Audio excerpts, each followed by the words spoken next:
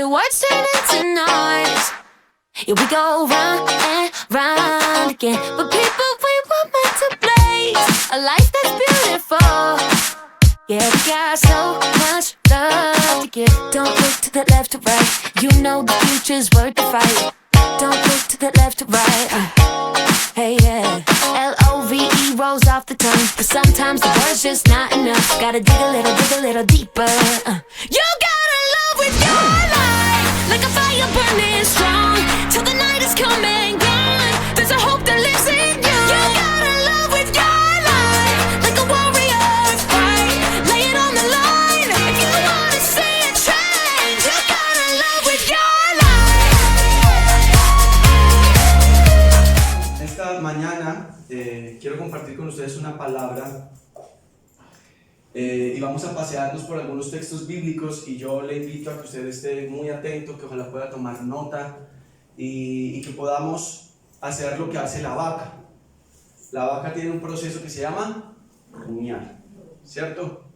Porque la vaca mastica, pasa ese bolo alimenticio y lo regresa, y después sigue masticando y vuelve y lo pasa a otra parte de su aparato digestivo y vuelve y regresa, y bueno, come pasto verde y tomamos leche blanca.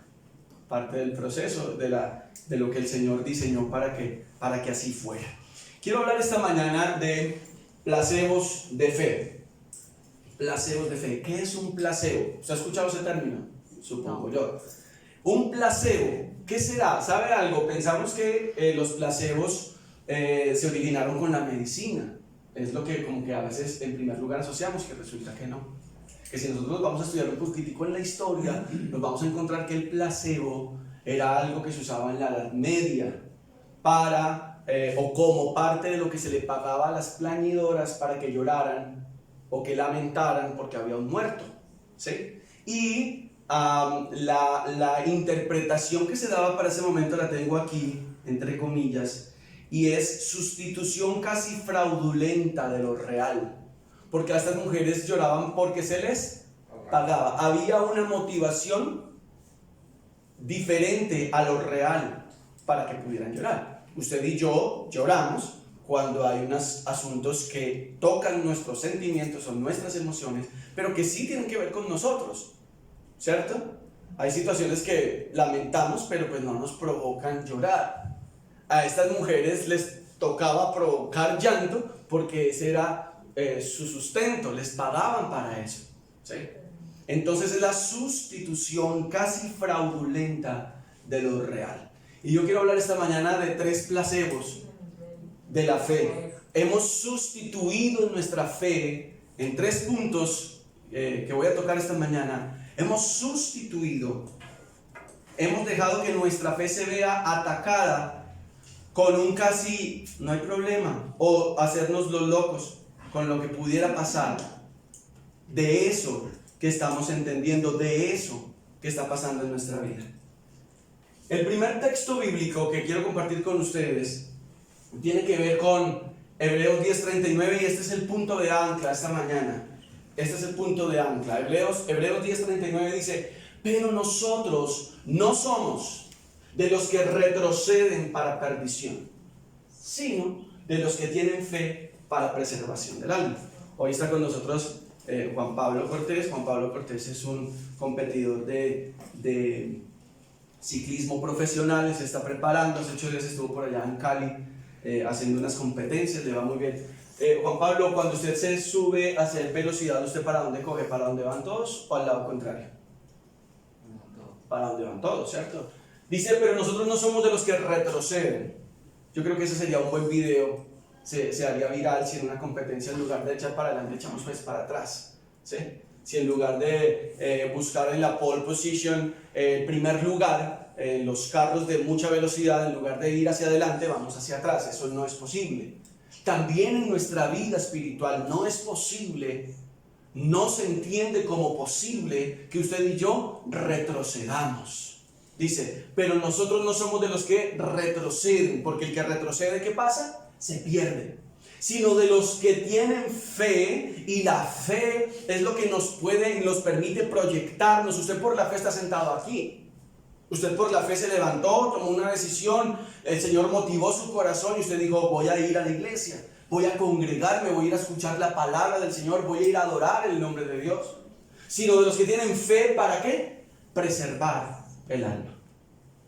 Para preservar el alma. Y ese, como les dije ahora, es nuestro texto de ancla. De ancla. Así que usted y yo no vamos a retroceder, sino que vamos a permitir que Dios confronte nuestro corazón para poder avanzar. Amén. El primer placebo de fe del cual yo quiero hablar esta mañana es la avaricia. Y para ello quiero invitarle a que abra su Biblia o que vaya conmigo a Josué. Josué capítulo 16, voy a tocar algunos versículos solamente. Y aquí en particular es cuando van a pelear contra un rey, el rey de Jai, y algo ocurrió, algo pasó. Josué venía de victoria en victoria, pero algo ocurrió, algo pasó que empezó a hacer que perdieran la guerra. ¿Qué pasó? Dice Josué capítulo, creo que estoy mancho aquí en el texto bíblico, 7, Josué capítulo 7. Y dice el Señor así: Israel ha pecado y ha roto mi pacto. Robaron de lo que les ordené que apartaran para mí. Y no solo robaron, sino que además mintieron y escondieron los objetos robados entre sus pertenencias. Por esa razón los israelitas huyen derrotados de sus enemigos. Ahora Israel mismo será apartado para destrucción. No seguiré más con ustedes a menos que destruyan esas cosas que guardaron y que estaban destinadas para ser destruidas. Levántate, ordénale al pueblo que se purifique a fin de prepararse para mañana. Pues esto dice el Señor, Dios de Israel: en medio de ti, oh Israel, están escondidas las cosas apartadas para el Señor. Nunca derrotarás a tus enemigos hasta que quites esas cosas que tienes en medio de ti. Josué 7, versículo 11 al 13. Entonces, ¿qué ocurrió? Un hombre llamado Acán, un hombre de guerra, había advertido a Josué: vamos a ir a ese lugar, pero todo lo que encontremos en ese lugar va a ser consagrado a Dios. El que tome cosa que es de Dios para sí, va a recibir una maldición. Hasta ahí la instrucción estaba clara. ¿Qué debían hacer? No tocar nada. Pues no quedárselo, porque tenían que amontonar todo eso. Pero resulta que Acán, miremos el proceso que pudo haber ocurrido en Acán en su corazón. De hecho, él mismo lo dice más adelante. ¿Sabe algo? Aquí hay un tema en nuestro corazón con el que el Señor quiere tratar. Quisiéramos muchas cosas. Quisiéramos tener mejor casa, mejor carro, mejor empresa o mejor empleo, mejor nevera, mejor sofá. Pregunto, ¿eso está mal? Eso no está mal. Eso no está mal. Eso está bien. De hecho, el Señor dice en su palabra que Él quiere bendecirnos. ¿Qué es lo que está mal? Quedarnos con lo que no es nuestro, sino con lo que es del Señor. Mire lo que dice la Escritura: nunca derrotarás a tus enemigos hasta que quites esas cosas que tienes en medio de ti. Y yo quiero invitarle al siguiente texto, que es ahí mismo en el capítulo 7, pero el versículo 21. Aquí está respondiendo Acán. El Señor le dice: ve a Josué, alista el pueblo, ya no se ponga a orar más. El asunto es este: alguien tomó lo que no debía tomar, y por esa razón yo me he retirado del pueblo, y por esa razón ustedes están perdiendo. ¿Por qué? Porque hay un placebo. Acán dijo: esto seguramente no me va a hacer daño. Eso es lo que piensa el que toma un placebo: esto sencillamente me va a hacer bien. ¿Y qué hizo Acán entonces? Miren lo que dice: entré entre el botín, vi un hermoso manto de Babilonia, 200 monedas de plata y una barra de oro que pesaba más de medio kilo. O sea, medio kilo son 500 gramos. Multiplique nada más 500 gramos por cómo está el gramo de oro hoy. A ver cuánto nos da. Eso nos da millones y millones. Nada más con el lingote. La plata la enterré aún más profundo que el resto de las cosas. Josué 7:21. Lo que Acán hizo aquí fue lo mismo que hizo Adán y Eva. ¿Qué hizo? Vio y codició. Porque dice acá, en el versículo 21, luego dice, lo cual codicié y tomé. Dice la Reina Valera. Vio, codició y tomó. Necesitamos ponernos delante del Señor para saber con qué cosa yo me estoy quedando que no es mía y que le corresponde al Señor. Porque mira lo que dice. Voy a cerrar nuevamente con dale el siguiente versículo, por favor.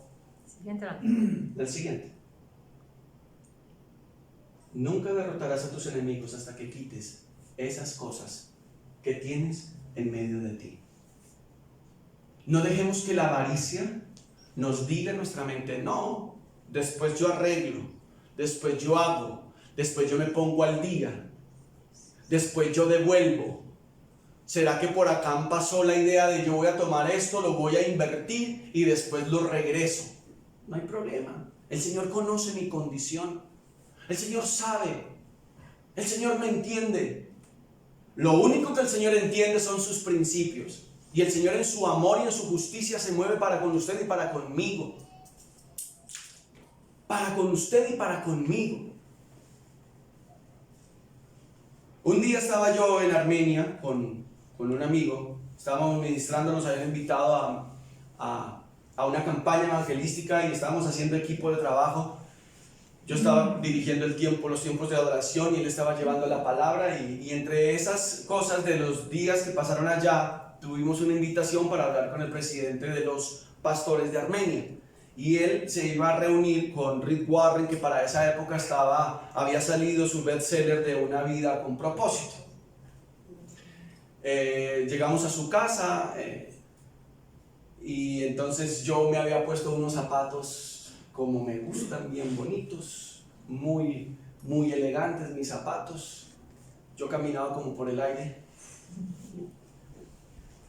Como diría alguien, por eso eran guantecitos esos zapatos. Y bueno, yo entré al lugar, entramos a la casa, tomamos algo y ya al final dijimos, bueno, vamos a orar, vamos a pedir al Señor que les bendiga en esa reunión que tienen, que el Señor les abra puertas, que el Señor les dé gracia. Y estábamos allí orando cuando nos tomamos de la mano, estaba su esposa, estaba el pastor, estaba mi amigo y estaba yo, y nos tomamos de la mano y empezamos a orar. Y eso es que cuando usted ora y abre así un ojito mientras ora. Entonces yo miré y yo dije, ay Señor, bendice a ese hombre, bendice a tu siervo, mira sus zapatos. Ay Señor. Y yo cerré mis ojos y seguí orando.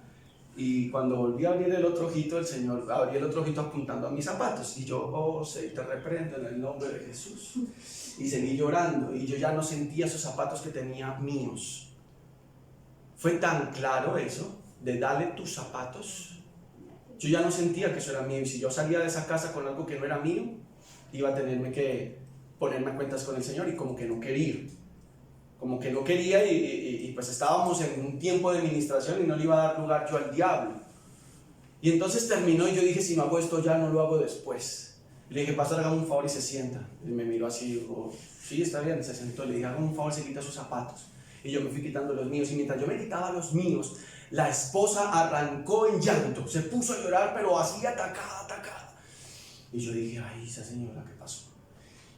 Y el pastor, yo le dije, pastor, tome estos zapatos. Me dijo, no, son muy grandes. Le dije, pastor, usted póngaselos que el Señor se encarga del resto. Pues el pastor se puso esos zapatos y le quedaron como un guantecito. Y la pastora atacada llorando decía, mientras oramos yo abrí un ojo. O sea que cuando uno ora abre un ojito, ¿cierto? Y yo le dije, Señor, mira esos zapatos del hermano tan lindos. por favor, provéele unos zapatos a mi esposo que tiene esa reunión y no tiene unos bonitos zapatos. Cuando nosotros sabemos que tenemos algo de Dios que hacer, no nos detengamos. Porque si usted y yo nos detenemos para hacer aquello que Dios nos dijo que hiciéramos, nos vamos a quedar con lo que no es nuestro. Y lo que no es nuestro hace que nuestros enemigos se vengan sobre nosotros y que el diablo tenga parte para juzgarnos. ¿Sí estamos? Amén. Mira lo que dice la escritura: nunca vamos a derrotar a nuestros enemigos hasta que saquemos aquellas cosas que tenemos en medio de nosotros que no son de nosotros. No son de nosotros. Cuando Dios ha puesto en su corazón hacer, cuando Dios ha puesto en su corazón moverse de una forma en particular, no se detenga. No deje que el placebo de yo me quedo con esto es mío, yo esto lo manejo, no vaya a ser que usted le esté abriendo lugar al enemigo para hacer cosas que usted no tiene que hacer. Y entonces después vamos a vivir nosotros en condenación. Segundo placebo es el miedo. Siguiente texto, ayúdame por favor. Resulta que vamos a hablar de Pedro. Y dice que Pedro estaba sentado fuera en el patio y se le acercó una criada. El segundo placebo se llama el miedo. Diciéndole: tú también estabas con Jesús el Galileo. Mas él negó delante de todos diciendo: no sé lo que dices. Siguiente. Saliendo él a la puerta, le dio otra y dijo a los que estaban allí: también este estaba con Jesús el Nazareno. Pero él negó otra vez con juramento: no conozco al hombre. Un poco después, acercándose los que por allí estaban, dijeron a Pedro: verdaderamente también tú eres de ellos, porque aún tu manera de hablar te descubre. Y el último dice así: entonces él comenzó a maldecir y a jurar: no conozco al hombre. Y enseguida cantó el gallo. Y usted sabe de qué estamos hablando. El primer placebo que estamos hablando ahora es la avaricia. El segundo, el miedo. Pedro se dejó llenar de miedo para enfrentar lo que debía enfrentar. A veces seguimos al Señor desde lejos porque nos da miedo que nos confundan con Él. Y eso era lo que Pedro temía. Pedro se llenó de angustia, Pedro se llenó de miedo y empezó a negar que conocía al Señor, a punto que empezó a maldecir. Y en este contexto, maldecir es casi que usar palabras grotescas o groseras. Oiga, ¿qué le pasa? Oigan pues a este, y imagínense el resto. Eso fue lo que Pedro hizo. Se llenó de miedo y el miedo lo llevó a hacer cosas que no debía hacer.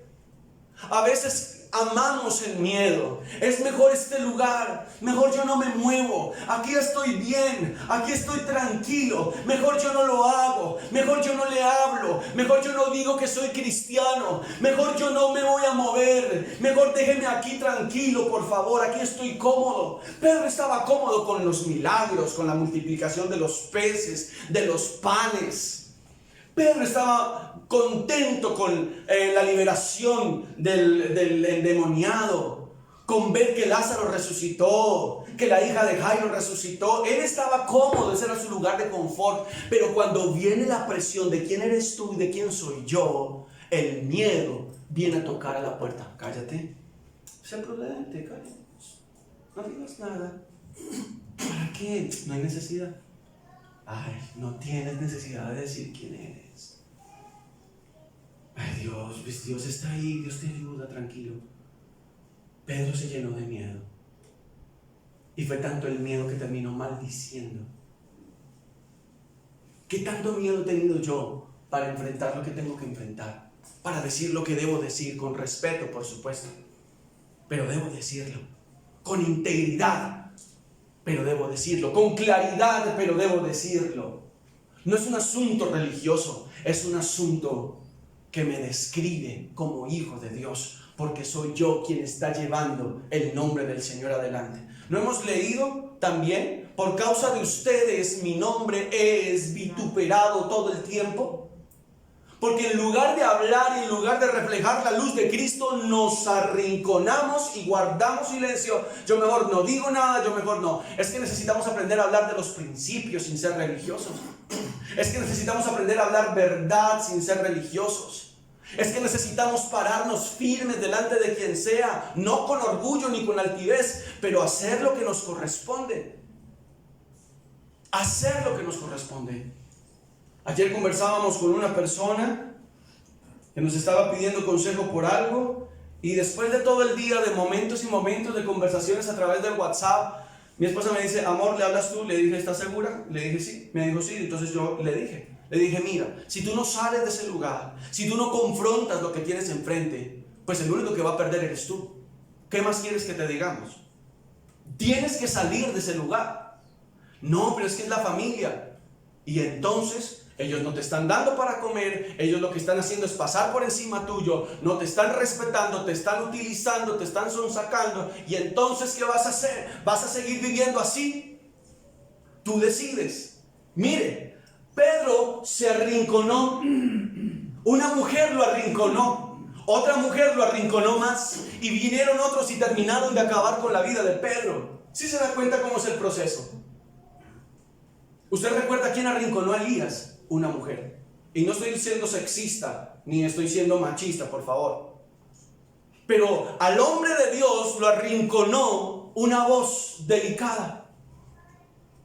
Eso me recuerda a Jeremías 51:30. Pero los valientes dejaron de pelear, se encerraron en sus fortalezas, rotos están sus cerrojos, incendiadas están sus casas, perdieron sus fuerzas, se volvieron como mujeres.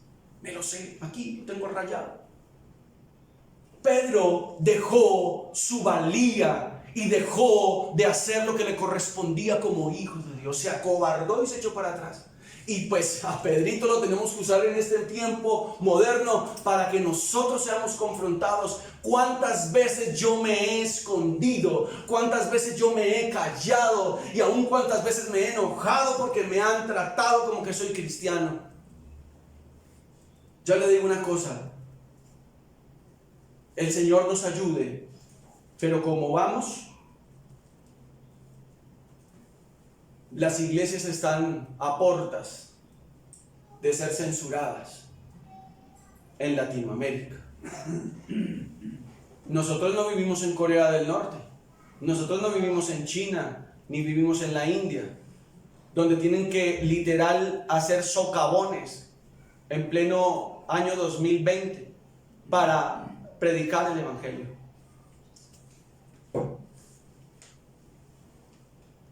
Necesitamos renunciar al placebo del miedo, porque necesitamos ser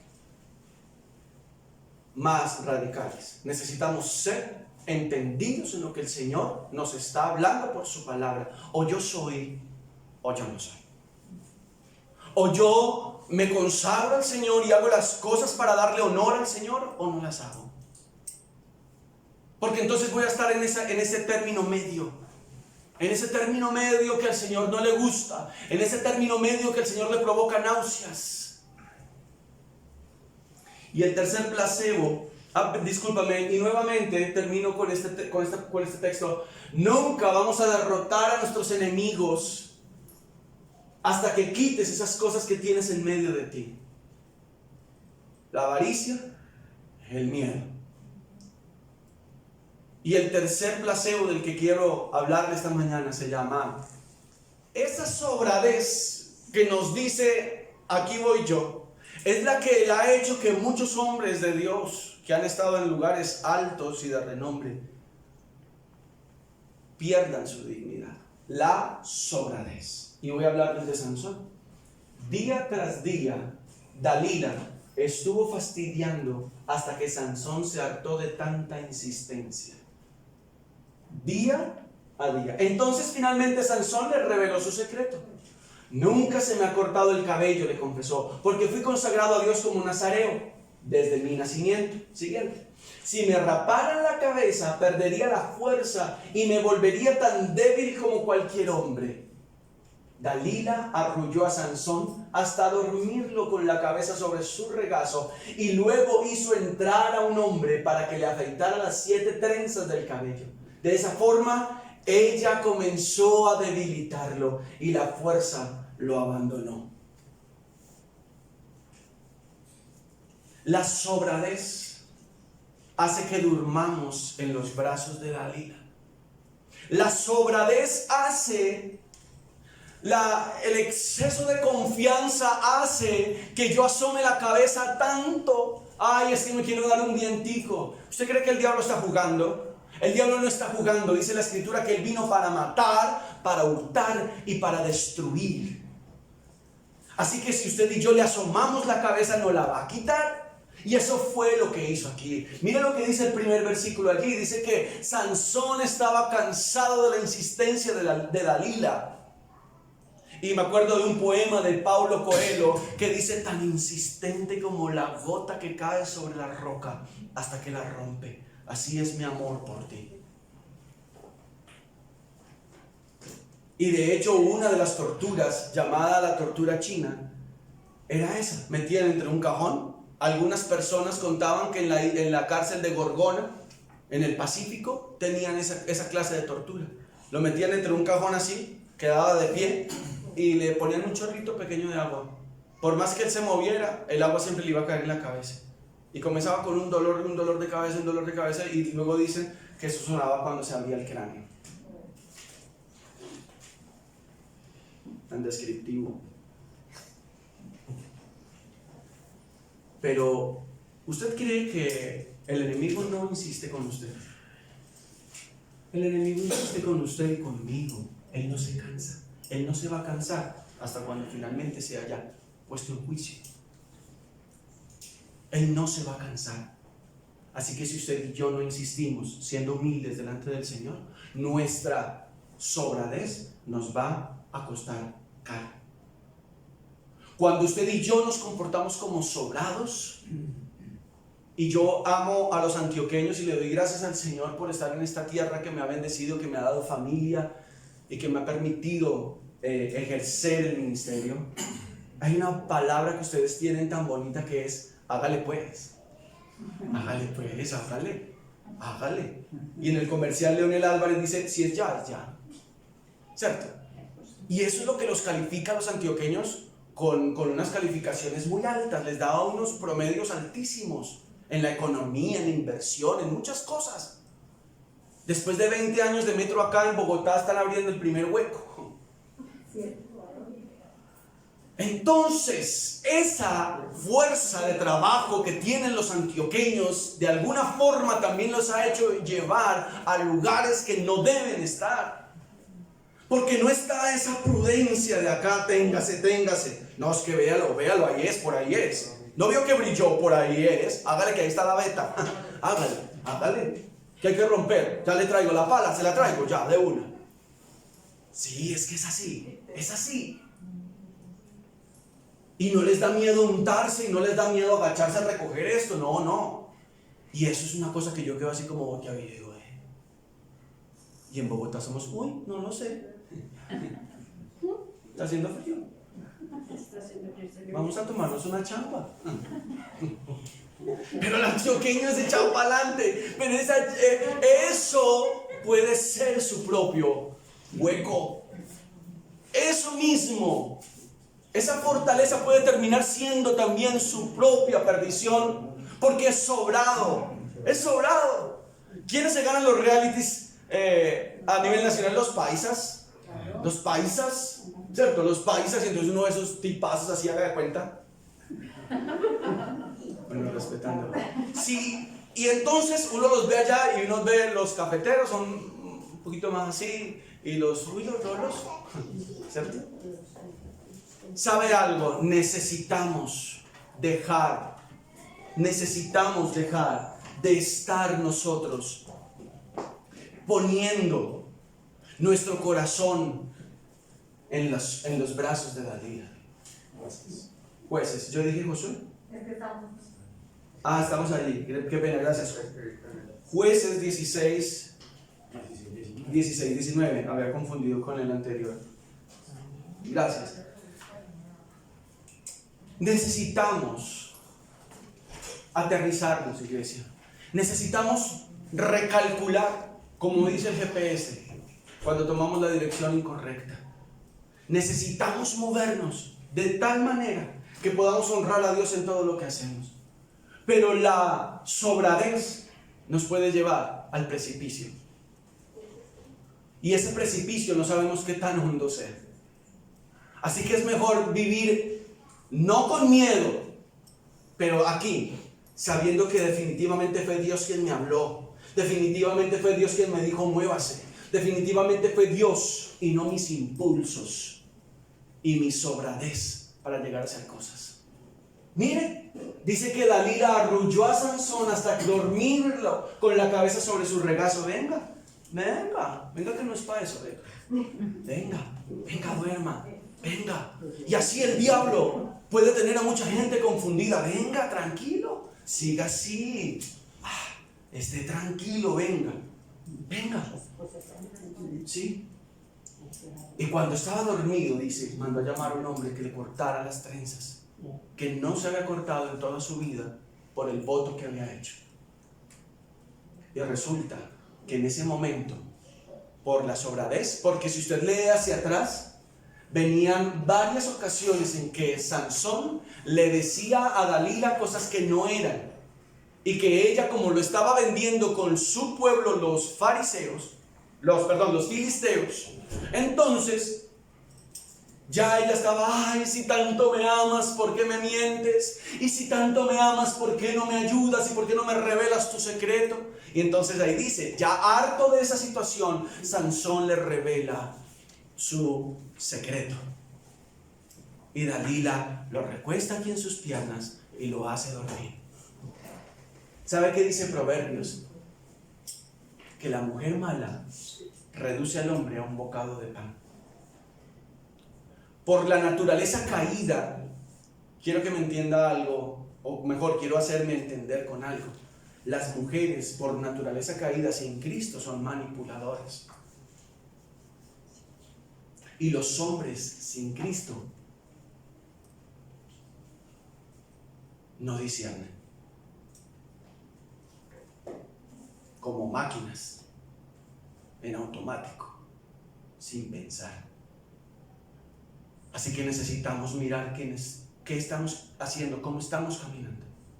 Regálame el siguiente, por favor. Nunca derrotarás a tus enemigos. Lo he repetido 3 veces esta mañana. Hasta que quites esas cosas que tienes en medio de ti. Hay 3 cosas: avaricia, miedo y sobradez. Avaricia, miedo y sobradez. Y si en lugar de ser avaros somos agradecidos, si en lugar de querer retener soltamos, y si en lugar de querer escondernos tenemos confianza en lo que Dios nos ha dicho y en lo que somos, y si en lugar de ser sobrados somos humildes y buscamos la dirección de Dios, eso es lo que el Señor tiene para nosotros. Que dejemos de comer placebos y creer que estamos caminando en la fe. La iglesia necesita ser sanada. Usted y yo necesitamos ser confrontados. Necesitamos venir delante del Señor y decir, ok, Señor, aquí me está yendo como no tan bien, aquí regular, aquí estoy como mejor, pero dime tú, Señor. Y yo quiero invitarle que usted pueda cerrar sus ojos. Vamos a orar y vamos a pedirle al Señor que nos ayude y que podamos tener la capacidad en Cristo Jesús de renunciar.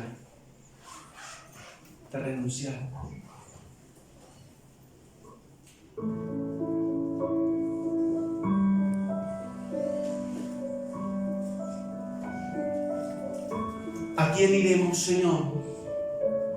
Si solo tú tienes palabras de vida eterna. ¿A quién iremos? ¿A dónde correremos, Señor?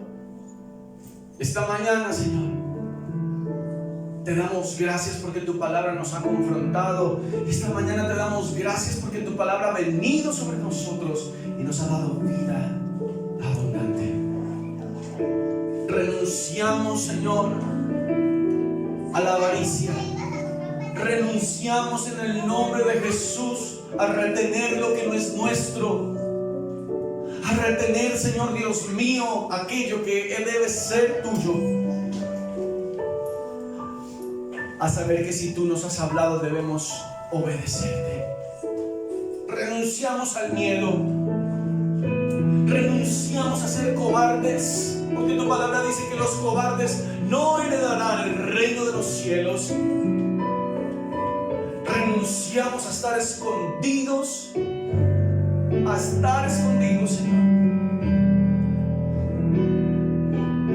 y dejar de mostrar, Señor Dios mío, tu palabra, tu verdad, la integridad de tus promesas. Y renunciamos también, Señor, a la honradez, a creer que podemos con el mundo, a creer, Señor, que nadie puede ponérsenos de frente, a creer que podemos, Señor, del cielo salir como sin dueño, sin Dios y sin ley, y considerar que somos dueños de nosotros mismos. Perdónanos, renunciamos a esa conducta. Renunciamos, Señor, esta mañana y nos vestimos delante de ti a ser hombres, Señor Dios mío, agradecidos, a ser hombres confiados en lo que tú has dicho y a ser hombres y mujeres humildes, llenos de ti, llenos de tu presencia. Lleno de tu presencia, Dios. Padre, yo te doy gracias esta mañana y bendigo a tus hijos. Bendigo, Señor.